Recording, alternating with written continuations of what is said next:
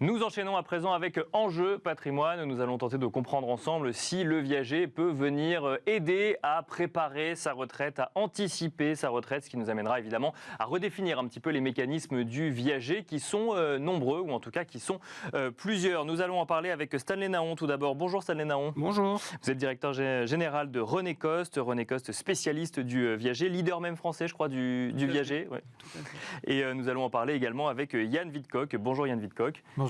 Directeur général d'Arkea Reim, et au sein d'Arkea Reim, on note notamment le fonds immobilier, la Silver Avenir SCI, spécialisé sur le viager justement, ou la nue propriété. On va peut-être commencer avec vous, Yann Vidcock, justement pour bien définir vis-à-vis des gens qui nous regardent les différents mécanismes qui peuvent exister.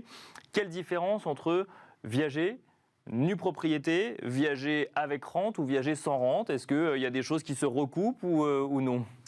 Oui, exactement. Alors, ça part d'un même principe, c'est le viager. Nous, on offre effectivement Silver Avenir, on achète auprès des seniors des appartements ou des maisons sous deux formes, soit en viager, soit en démembrement. D'accord. Mais globalement, donc démembrement, c'est usufruit nue propriété. Exactement. Bien sûr, donc on va acheter la nue propriété, on va laisser l'usufruit au senior. Et sinon, on achète la pleine propriété et on laisse le droit d'usage et d'habitation. C'est ce qu'on appelle le viager. D'accord. Et donc nous, c'est vrai qu'on est sur une forme très particulière de viager. C'est un viager, ce qu'on appelle bouquet ou sans rente.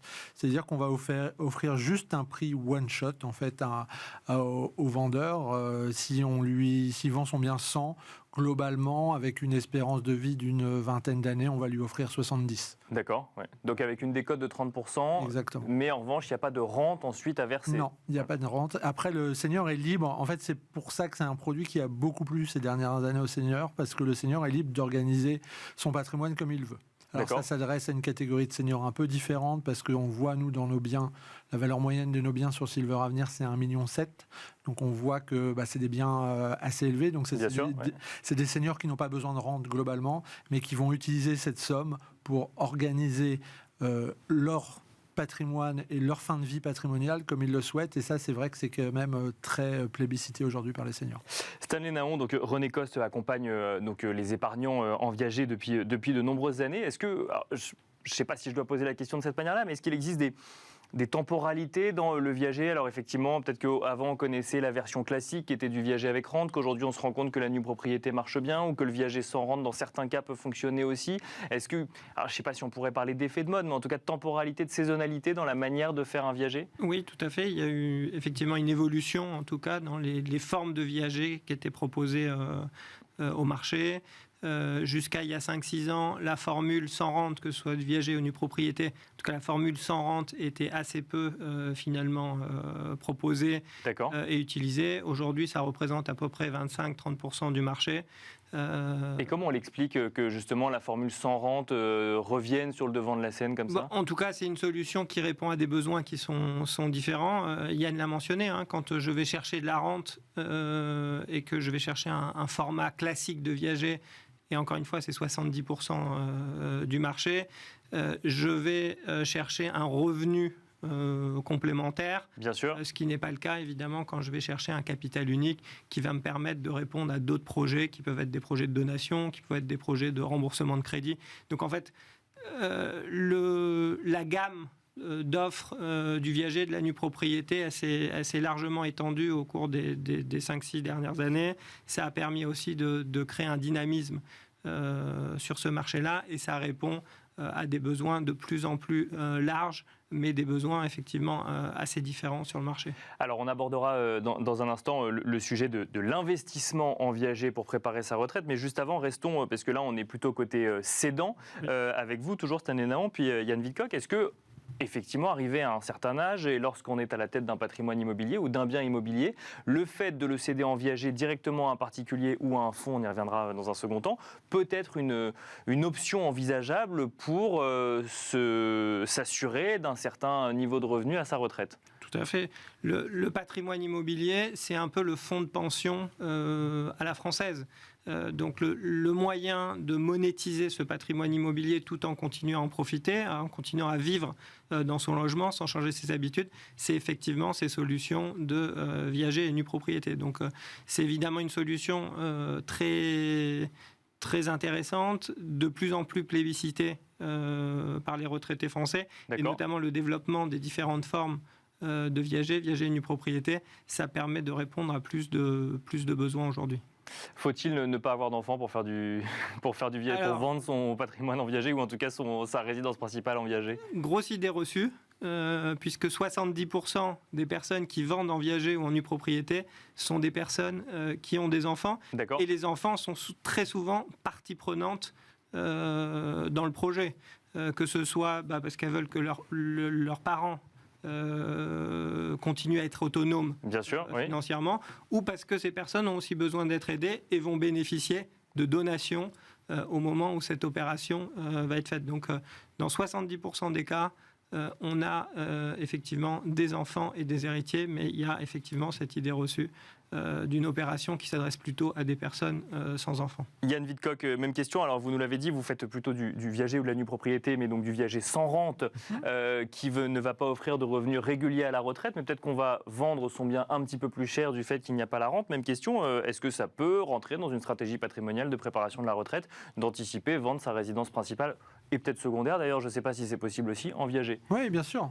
Secondaire, totalement. Dans ces cas-là, vous partirez plutôt sur un démembrement parce qu'en gros, en démembrement, quand vous avez l'usufruit, vous êtes capable de louer le bien. Mais oui, ça répond exactement à ça. Et c'est vrai que c'est pour ça que l'offre s'est développée ces dernières années. Effectivement, les investisseurs particuliers étaient peut-être moins intéressés pour être acquéreurs de viagers bouquets. Quand les offres institutionnelles ont été créées telles que nos fonds, et ben on a vu l'offre être plébiscitée chez les seniors. Aujourd'hui, comme disait Stanley, ça représente presque 30% du marché du viager. Donc il y a un vrai intérêt pour le senior à... ce qu'on n'a pas dit, c'est que ça simplifie les choses aussi. C'est-à-dire que quand vous préparez votre succession, vous vous dites que... laisser une maison à ses enfants, on sait que ça peut être compliqué parce que certains vont vouloir la vendre, d'autres vont vouloir la garder. Alors que si vous organisez ça avant, nous, on fait un sondage en fait après sur les 500 viagers qu'on a achetés. Il y a à peu près 400 personnes qui ont répondu. On leur demande mais pourquoi vous avez fait un viager et certains, c'est pour simplement simplifier la transmission patrimoniale parce que vous allez transmettre du cash au lieu de transmettre une maison et en plus il y a ce maintien à domicile. Mais le maintien à domicile, c'est une donnée et après il y a vraiment des sujets d'optimisation du patrimoine. Je pense que c'est devenu vraiment un instrument d'optimisation de patrimoine. J'allais poser la question, il y a un intérêt fiscal à transmettre du cash de son vivant suite à la vente en viager de sa résidence principale plutôt qu'à transmettre ensuite, suite à son décès ou pas forcément? Ça va dépendre du contexte. La fiscalité, c'est toujours très particulière. Il peut y avoir un intérêt fiscal, effectivement. La donation, juste pour ajouter à ce point-là, mais la donation de son vivant, elle est quand même assez défiscalisée. Bien sûr, jusqu'à certains montants, mais du coup, il peut y avoir un intérêt assez important à transmettre en amont de son héritage. Je vous propose de passer de l'autre côté avec vous, Yann Vidcock. Côté investisseur à la recherche d'un investissement à réaliser à ses 30 ans, ses 40 ans, ses 50 ans en fonction de son niveau de vie, est-ce que l'acquisition d'un viager ou alors l'investissement dans un fonds qui fait du viager peut être une solution de préparation de sa retraite? Est-ce que c'est un des usages d'un fonds viager comme Silver Avenir? Oui, c'est clairement un usage. Les fonds immobiliers sont là pour ça. C'est des fonds la durée de placement recommandée, c'est 10 ans. Donc, un investissement immobilier, c'est un investissement de long terme. L'avantage d'un fonds viager, c'est qu'il vous permet de vous exposer à une catégorie d'actifs auxquels il y a très peu de fonds, c'est-à-dire les actifs résidentiels. Aujourd'hui, en France, il n'y a quasiment pas de fonds résidentiels. Il y a quelques SCPI défiscalisantes, mais c'est très rare. Et donc, l'avantage de ce fonds Silver Avenir, c'est qu'il vous permet de vous exposer à une classe d'actifs qui est sur un cycle très différent. Vous devez savoir qu'aujourd'hui, l'immobilier commercial, ça va très mal. L'immobilier résidentiel, on n'est pas du tout sur les mêmes dynamiques. D'accord. Et c'est vrai que c'est intéressant pour le particulier de pouvoir s'exposer. Donc oui, c'est un très bon outil d'investissement patrimonial. Surtout qu'on a l'avantage, je dirais, c'est que quand vous achetez un produit, vous prenez un risque statistique, je dirais, de temps en temps. Quand vous achetez dans un fonds mutualisé, nous on a 500 biens, donc grosso modo notre courbe d'espérance de vie est la même que celle de l'INSEE en fait. Et très rapidement, comment on génère de la rentabilité sur des investissements comme cela? Ensuite, on loue les biens acquis, on les revend au prix du marché ou... On loue et on revend, ça dépend. On fait des opportunités comme n'importe quel fonds immobilier. Et sinon, la performance, elle est générée aussi à l'acquisition, sur la décote par rapport à l'acquisition. Et chaque année, en plus, vous récupérez un peu de décote parce que l'espérance de vie globale de votre portefeuille va diminuer. Stanley Naon, même question, mais alors là, pour le coup, sur de l'investissement viager en direct ou via un fonds, mais dans une stratégie globale, est-ce qu'effectivement, on l'intègre dans sa préparation à sa retraite? Est-ce que ça vient après d'autres investissements plus financiers ou est-ce qu'on peut l'intégrer dès le début? Alors, l'investissement en viager, en nue propriété, sont des investissements immobiliers. Le Français adore l'immobilier, notamment pour préparer sa retraite. Le profil des investisseurs essentiellement un profil d'investisseurs particuliers. 93% du marché, c'est aujourd'hui animé par les particuliers et 7% par des fonds institutionnels. C'est évidemment un moyen de préparer sa retraite de manière assez intelligente.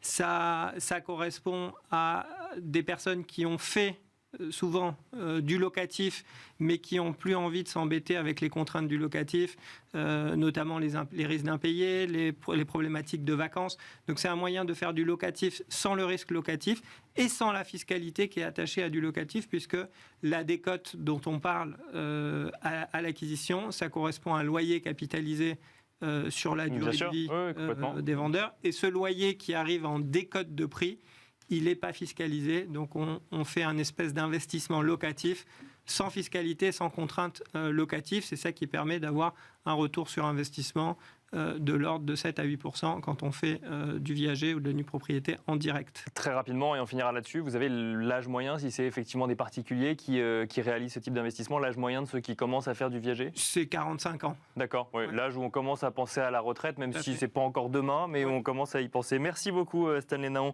directeur général de René Coste. Merci Yann Wittkok, directeur général d'Arkea Reim, et notamment, donc on trouve la SCI Silver Avenir au sein d'Arkea Reim. Et quant à nous, on se retrouve tout de suite dans l'œil du CGP.